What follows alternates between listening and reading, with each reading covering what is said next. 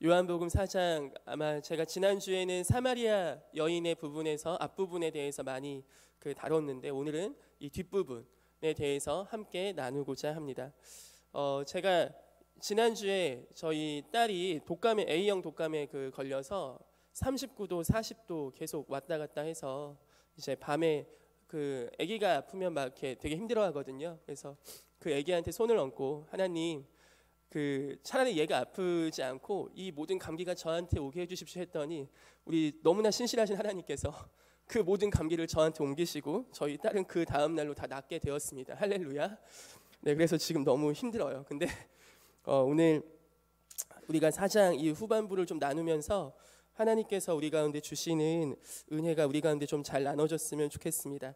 이 부분 39절부터 42절을 나누기 전에 우리가 25절을 같이 가보면 좋겠어요. 24절 제가 읽습니다. 한번 들어보세요.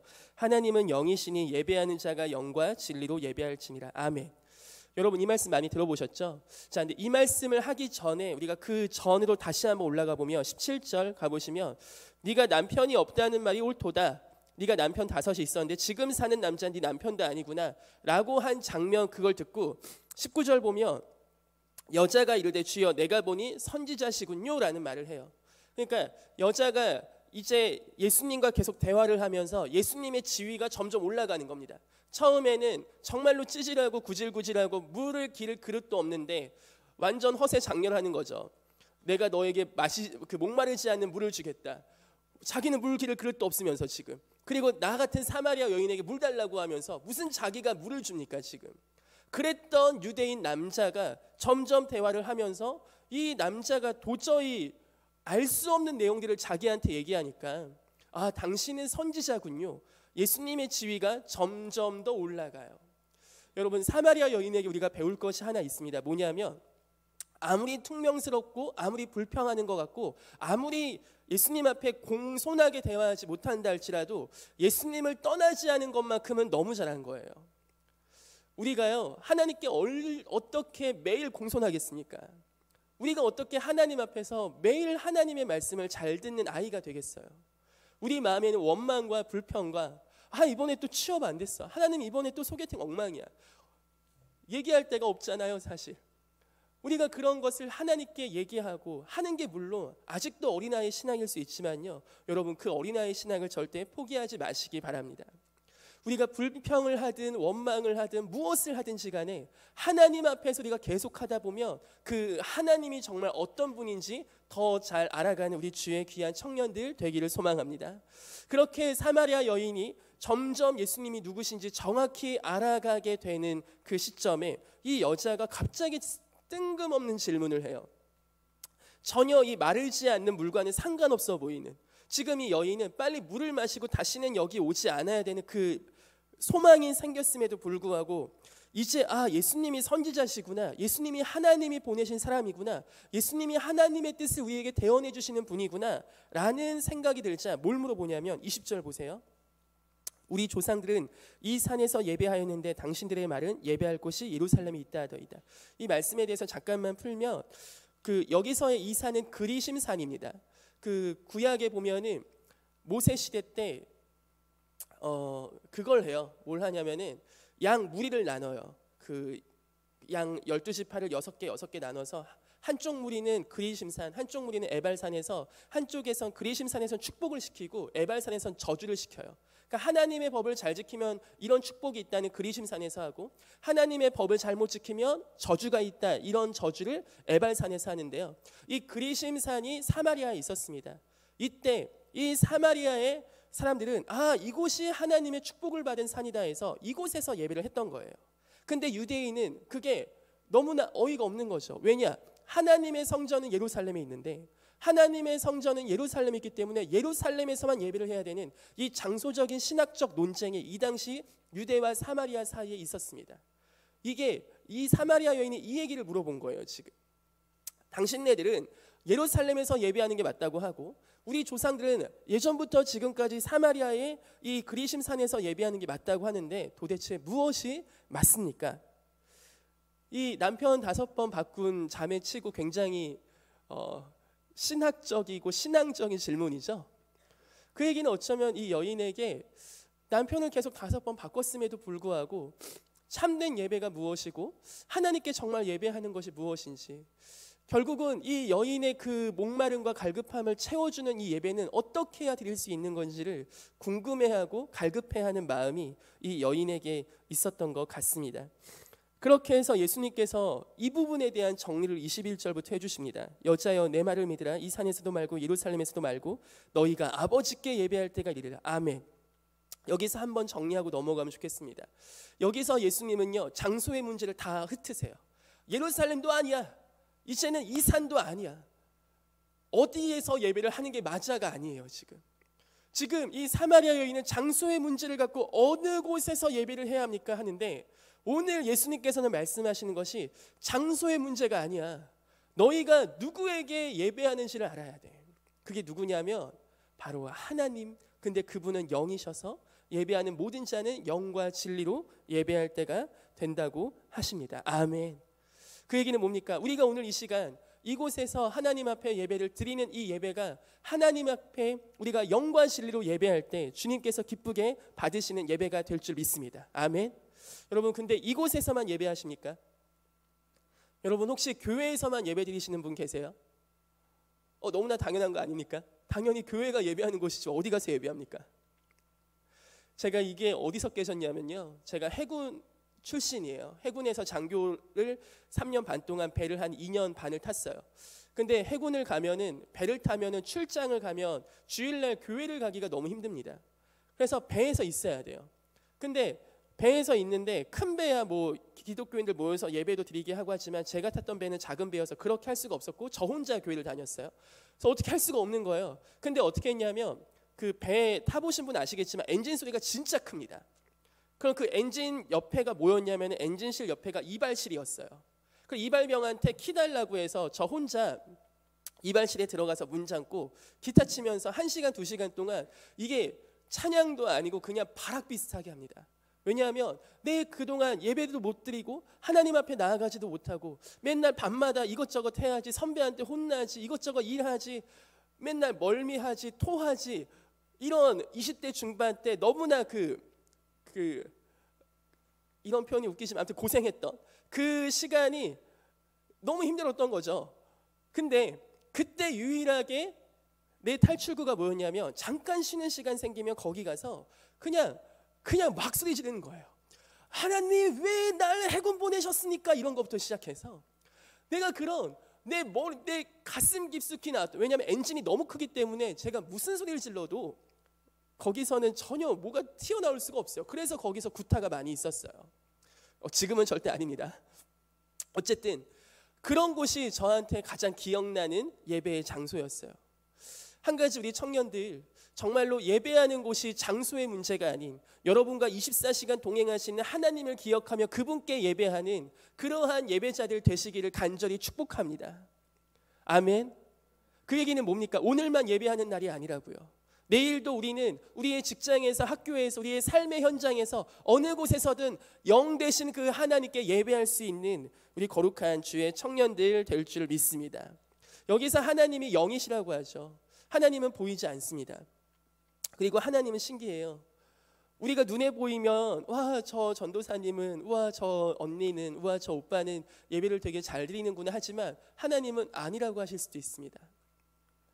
또 어떤 사람은 와, 쟤는 어떻게 예배를 저 모양으로 드린대냐 라고 할 수 있지만 하나님은 역시 그것도 아니라고 하실 수 있어요. 주께서 구하시는 제사는 상한 심령이라고 했습니다. 중심에 통회하는 마음을 주께서 찾으신다고 했어요. 오늘 우리 청년들께서 어떤 마음으로 이곳 가운데 오셨는지 모르겠지만 어쩌면 정말로 이 예배 시간을 위해서 준비하신 마음도 기쁠 수 있지만, 혹시 여러분 중에 1년 내내 안 나오다가 오늘만 예배 나오신 분 계십니까? 이걸 교회에서는 이렇게 얘기하죠.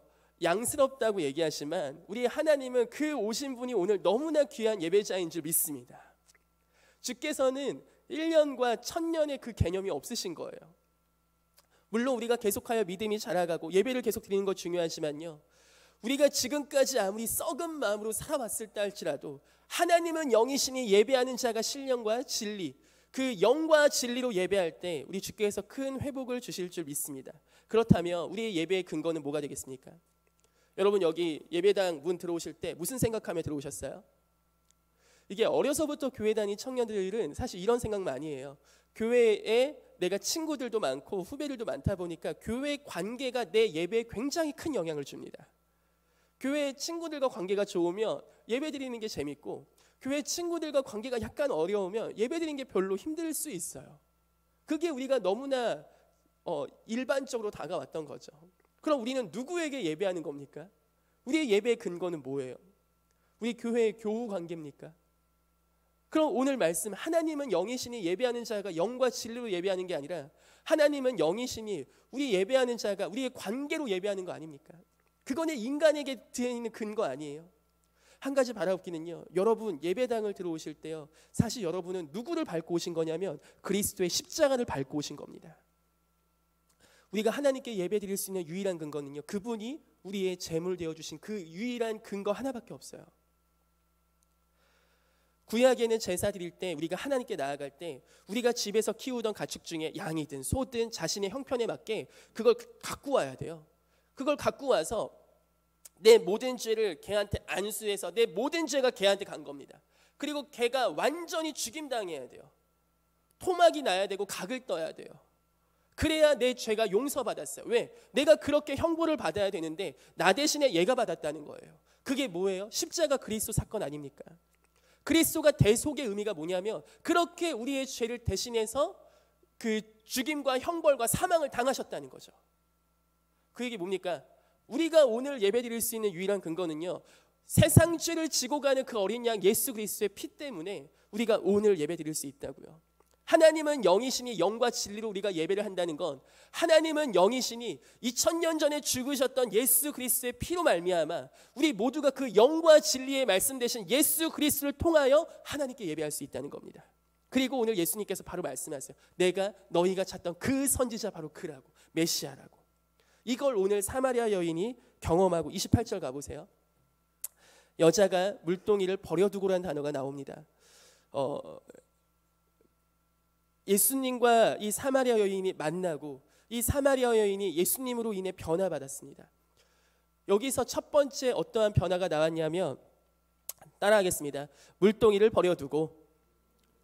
오늘 사마리아 여인은 물동이를 갖고 와서 물을 길러서 다시 집에 가는 게 이 여인의 목적이었습니다. 근데 오늘 이 여인은 예수님 만나고 나서 어떻게 됐냐면 목적이 변했어요. 자기가 물을 길러 왔는데 그 물동이를 버려두고 지금 다시 어디로 가냐면 사마리아 마을로 다시 들어갑니다. 그리고 누구를 만나냐면요, 39절, 여자의 말이 내가 행한 모든 것을 그가 내게 말하였다 증언함으로 그 동네 중에 많은 사마리아인이 예수를 믿는지라. 자기가 그렇게도 만나기 싫었던 그 사마리아인들을 다시 만나러 가는 거예요. 자기가 그렇게도 자기에 대해 뒷담화하고 자기에 대해 이러쿵저러쿵 얘기하는 것에 대해서 못마땅해서 이 한낮 때양볕에 지금 자기가 물을 길러 왔는데 그 모든 목적이 이 여인에게 지금 변화가 된 겁니다. 그리고 이 여인이 자기에게 있었던 그 모든 일을요 얘기해요. 그렇게 자기가 숨기고 싶었고 수치였고 드러내기 싫었던 그 어두움을 39절 보면, 내가 행한 모든 것이 뭡니까? 남편 5번 바꾼 거 아니겠습니까? 그리고 지금 같이 사는 남자는 남편도 아니고 그냥 같이 사는 남자 아니겠습니까? 그런 자신의 가리고 싶은 이야기를 하면서 이걸 아시는 분을 만났다. 이 모든 걸 나한테 얘기하셨다. 이가 그분이 아니겠느냐 하면서 이 여인이요 복음 전도를 지금 하고 있습니다. 자기가 만난 예수님을 전하고 있어요. 너무나 극단적인 변화 아닙니까? 전 우리 한가람교회 청년부가 정말 매일매일 이런 극단적인 변화를 하시길 소망합니다. 오늘 어떤 마음으로 오셨든지 간에요, 정말 예수님을 만나시면 우리의 삶의 목적이 변화가 가져옵니다. 이게 한 가지 아픈 말일 수 있지만 우리 가운데요 정말 매주 이렇게 예배를 드리고 매주 교회를 나왔지만 내 삶에 그 어떤 변화를 복음을 통해서 받은 게 없다면요, 여러분이 복음에 대해서 다시 정리하셔야 돼요. 복음은 우리의 삶을요 가만 놔두지 않습니다. 이 복음은 우리의 삶을요 그래 너 편하게 살아라라고 너의 종교는 기독교란다 이렇게 하나 치장해주는 장신구 같은 게 절대 아니에요. 제가 이번 주에 하나님 앞에 사실 회개한 그 경험이 있어요. 우리 한가람 교회 다니다가 최근에 안 다니시는 분하고 어떻게 연락이 됐어요. 연락이 돼서 우리 그럼 저하고 한번 이렇게 만나죠. 그래서 신방 전화 약속을 잡는데 계속 안 맞는 거예요. 왜냐하면 저는 제가 전도사도 하고 있지만 과외도 계속 하고 있어요. 그러니까 월화목금토 일이 계속 뭔가 있어요. 일이. 그래서 그 저녁마다 계속 있다 보니까 나는 웬만하면 수요 예배 오는 때 혹은 금요기도에 오는 때 혹은 토요일 주일날 교회 올 때 좀 시간을 맞추고 싶은데 그렇게 하면 그분이 또 안 맞는 거예요. 근데 그렇게 막 이렇게 저렇게 대화하다가 갑자기 제 마음 가운데 마치 하나님이 이렇게 얘기하신 것 같았어요. 어쭈 신은 많이 컸네. 이런 말씀이 제 마음을 붙잡는 것 같았어요. 야, 네가 언제부터 네 일정 중요했다고? 야, 네가 언제부터 네 시간 중요했다고? 갑자기요, 하나님이 내 멱살을 잡으면서 너 나한테 그렇게 배웠냐라고 말씀하시는 것 같은 그 말씀이 제 마음을 너무나 쳤어요. 그래서 바로 그럼 제가 목요일에 시간 내서 우리 자매님 만나서 우리 신방하는 시간을 갖겠습니다라고 하고 전화를 끊고요. 정말 하나님께 회개기도 많이 했어요. 복음은요, 사람을 변화시키는데요, 그 사람의 모든 가치가 뒤죽박죽 됩니다. 예수님이요, 우리 살리겠다고 그분도 살고 우리가 산 거 아니에요. 그분도 좋아지시고 우리도 좋아지신 게 아니라고요.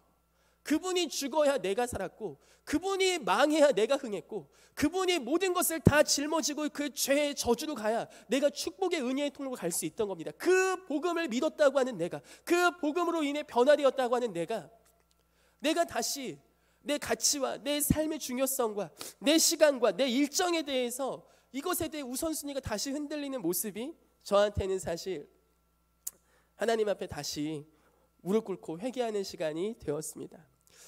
여러분은 이 복음이 여러분의 가치를 얼마나 변화시키셨습니까? 여러분은 이 복음이 여러분의 삶을 얼마나 변화시키고 계세요? 오늘 사마리아 여인의 이 목적이 변화되었습니다. 이 목적이 오늘 변화된 거예요. 한 가지 바라옵기는 우리 청년들 정말 복음으로 인해 목적이 변화되시기를 소망합니다. 아멘. 여러분, 이 목적이 변화되시지 않으면, 삶의 목적이 복음으로 인해 변화되시지 않으면 우리는 은혜 받은 거요 다시 까먹을 수 있어요. 이 목적이 변화되셔야 돼요.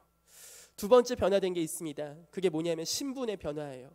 십자가에서 예수님은 우리의 신분을 변화시키셨습니다.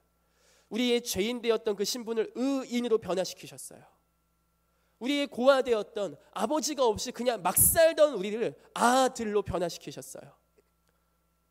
자기 마음에 편하게 살아버리는 음란한 여인에서 이제는 예수 그리스도의 신부로 변화시키신 겁니다.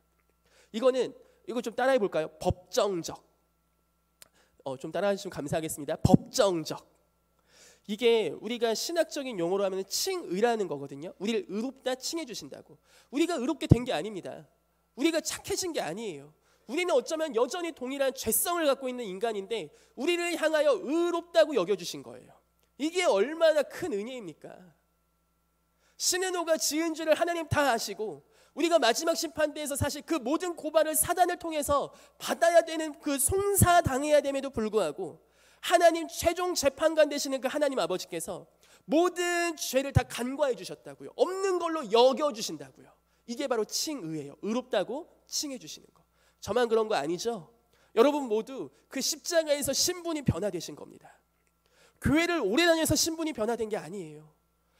우리가 뭔가 찬양팀을 열심히 하고 주일학교 교사를 열심히 해서 신분이 변화된 건 더더욱 아닙니다. 우리의 행위 전혀 없어요. 우리의 신분의 변화는 오직 그리스도의 공로를 통하여 그리스도가 하신 그 사역 때문에 우리가 그것을 믿음으로 말미암아 칭의 받은 줄 믿습니다. 그렇기 때문에 우리 청년들 정말 하나님 앞에서 교만하지 마세요. 마치 내가 하나님께 드린 것이 많은 양 착각하지 마세요. 우리는 아무리 많이 드려도 주님이 우리한테 주신 것만큼 생명을 드리진 않았잖아요. 아직. 혹은 생명을 드렸다 해도 그것이 그 어떤 효과가 있겠습니까?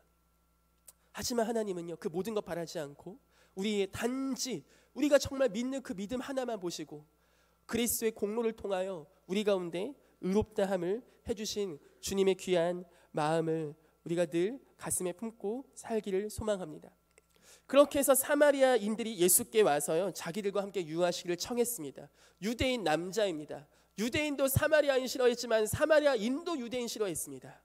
근데 이 사마리아인들이 예수님과 함께 있기를 원했고, 예수의 말씀으로 말미암아 믿는 자가 더욱 많았어요. 42절 보시면요, 그 여자에게 말하되 이제 우리가 믿는 것은 네 말로 인함이 아니니 이는 우리가 친히 듣고 그가 참으로 세상의 구주신 줄 알미라 하였더라. 아멘.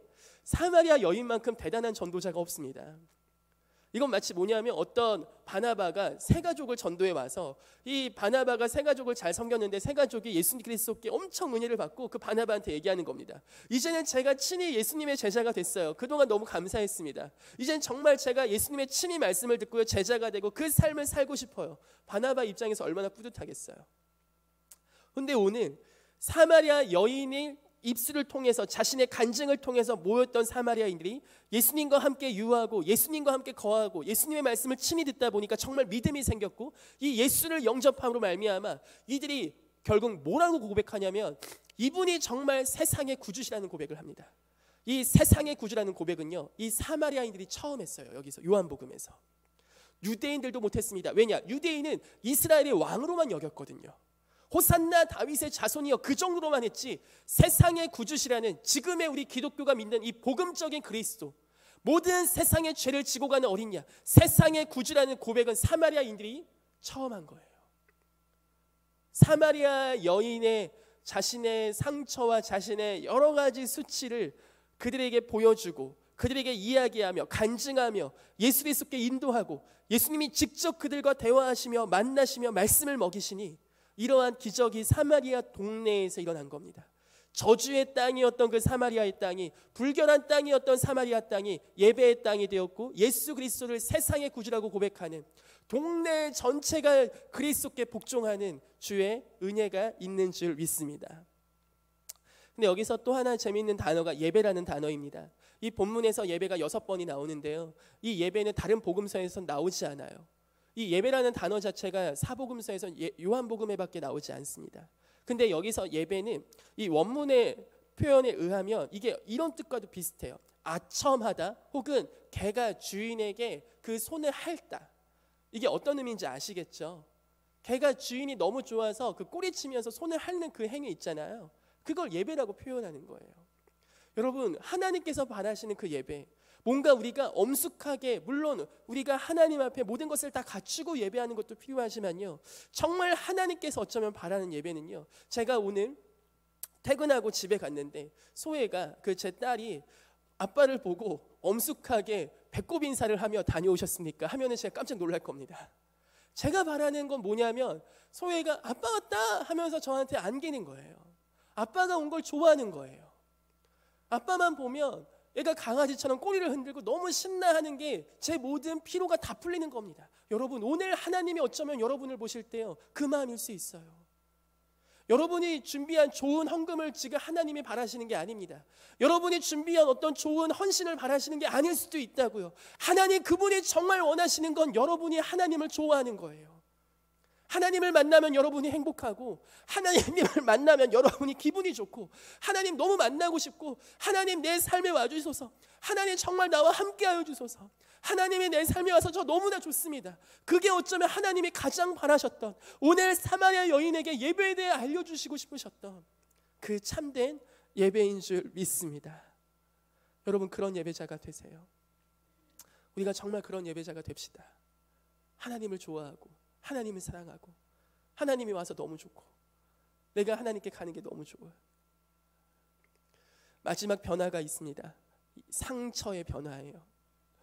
복음은 우리를, 예수 그리스도를 만나게 되면, 우리가 예수님과 뜨거워지면, 우리가 그분의 물을 마시게 되면 어떠한 변화가 생기냐면, 내가 그동안 감추고 싶었던 상처와 약점을 드러내고 싶은 마음이 생깁니다.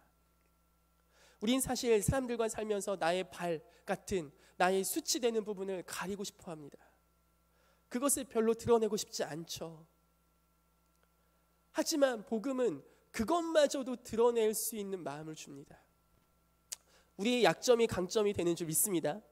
제가 이걸 언제 배웠냐면요, 제가 고등학교 때 외모 컴플렉스가 되게 심했습니다. 코가 낮고 입술이 엄청 튀어나왔어요. 옆에서 보시면.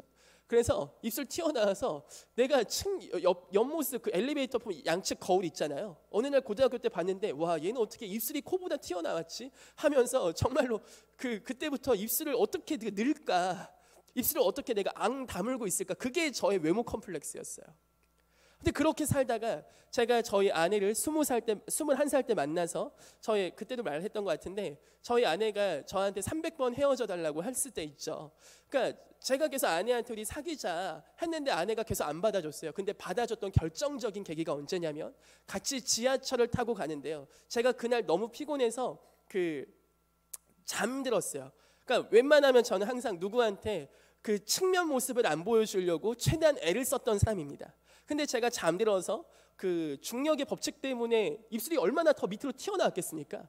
근데 그 모습을 저희 아내가 보고 우와 어떻게 쟤는 입술이 코보다도 튀어나왔지 하면서 그때 제 모습이 잠깐 귀여워 보였다고 했고 그날 저의 프로포즈를 받아주었습니다. 할렐루야. 저의 약점이요. 그때 제가 배웠어요. 아, 나는 이게 약점이라고 생각했는데 우리 하나님은 이걸 강점으로 바꾸실 수 있구나. 우리가 컴플렉스라고 생각했고 우리가 상처라고 생각했고 우리가 정말로 이것을 감추고 싶었던 그 모든 것은요, 하나님을 만나고 하나님 안에 변화가 되면요 그것이 우리 가운데 영광이 될 줄 믿습니다.